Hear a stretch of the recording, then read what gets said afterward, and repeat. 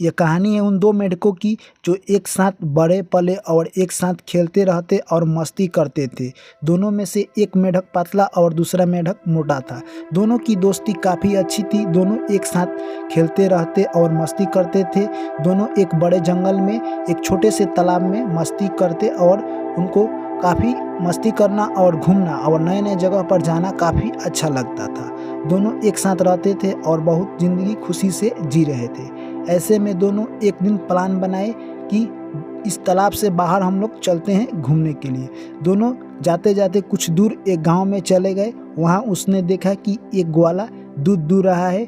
उन्हें लगा कि ये वाइट पानी आज तक तो हम पहली बार देखे हैं, इसमें तैरने और उछाल लगाने में काफ़ी मज़ा आएगा। कुछ देर तक मेढक देखते रहे। कुछ देर के बाद ग्वाला दूध दूहकर एक बाल्टी में रख देता है। उसके बाद वो घर चला जाता है। तब मेढक उस बाल्टी के पास गए और देखे कि वाइट पानी देखकर दोनों मेढक खुशी से उछलने लगे। कुछ देर बाद दोनों मेढक उस बाल्टी में फान गए और उस पानी में स्विमिंग करने लगे, तैरने लगे और काफ़ी आनंद लेने लगे और गोताखोर भी करने लगे। यानी मेढक मानो तो ऐसी दुनिया उन्होंने आज तक देखी ही नहीं है। दोनों मेढक, पतला मेढक और मोटा मेढक, दोनों काफ़ी इंजॉय करने लगे। यानी दोनों काफ़ी खुश थे और सोच रहे थे कि ऐसा ज़िंदगी हमें पहले क्यों नहीं मिली। दोनों काफ़ी खुश थे और काफ़ी गोताखोरी और कहे तो स्विमिंग कर रहे। कुछ घंटों के बाद स्विमिंग करने के बाद मोटा वाला मेढक थक गया और बोला, दोस्त अब हमें घर चलने की ज़रूरत है। दोनों ने उस बाल्टी से निकलने का काफ़ी प्रयास किया। वो बीच में जाते और छलांग लगाते और बाल्टी के उस पार नहीं पहुंच पाते थे, यानी क्योंकि बाल्टी में फिसलन ज़्यादा थी। वो किनारे पर जाते फिर छलांग लगाते, यानी बाल्टी के ऊपर आ ही नहीं पा रहे थे। दोनों मोटा मेढक और पतला मेढक दोनों ने काफ़ी प्रयास किया कुछ समय तक, पर दोनों बाल्टी से बाहर नहीं निकल पाए।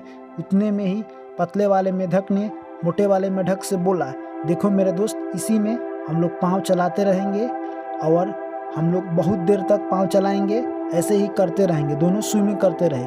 कुछ देर तक मोटा वाला मेढक उनकी बातों को गौर किया, यानी कुछ देर तक वो पाँव चलाया। पर कुछ देर के बाद मोटा वाला मेढक बोला, ये अब हमसे नहीं होगा, क्योंकि अब हमसे एक कदम कहे तो पाँव नहीं चलाया जाएगा, क्योंकि हम थक गए हैं। यानी मोटा वाला मेढक पतले मेढक की बात नहीं माना और कहा, दोस्त लग रहा है कि आज हमारी तुम्हारी दोस्ती का अंतिम दिन है।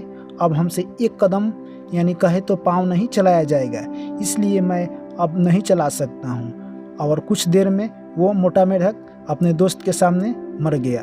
यानी यह सब पतले मेढक देख रहा था और वो काफ़ी निराश हुआ और निराश होकर उसके अंदर मोटिवेट आई, यानी वो इतना उसके अंदर ऊर्जा आया, वो काफ़ी तेज़ी से यानी दूध में तैरने लगा, काफ़ी तेज़ी से तैरने लगा और वो अंदर से मोटिवेट हो गया कि हमें इस दूध में नहीं मरना है। और वो काफ़ी तेज़ उसमें चक्कर लगाने लगा।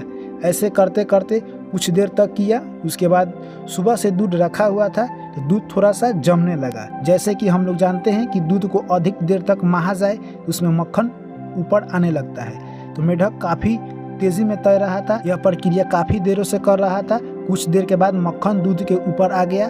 मेढक मक्खन पर बैठ गया और एक बड़ी छलांग लगाई और मेढक बाल्टी से बाहर आ गया। और बाहर आकर यानी वो काफ़ी दुखी हुआ और सोचा कि आज हमारा दोस्त भी हमारे साथ बाहर आता, पर ऐसा नहीं हुआ क्योंकि उसका दोस्त ने हार मान लिया। यानी कहे तो मोटा वाला मेढक यानी पतले वाले मेढक की बात नहीं मानी और हार मान गया और वो उसी में दम तोड़ दिया।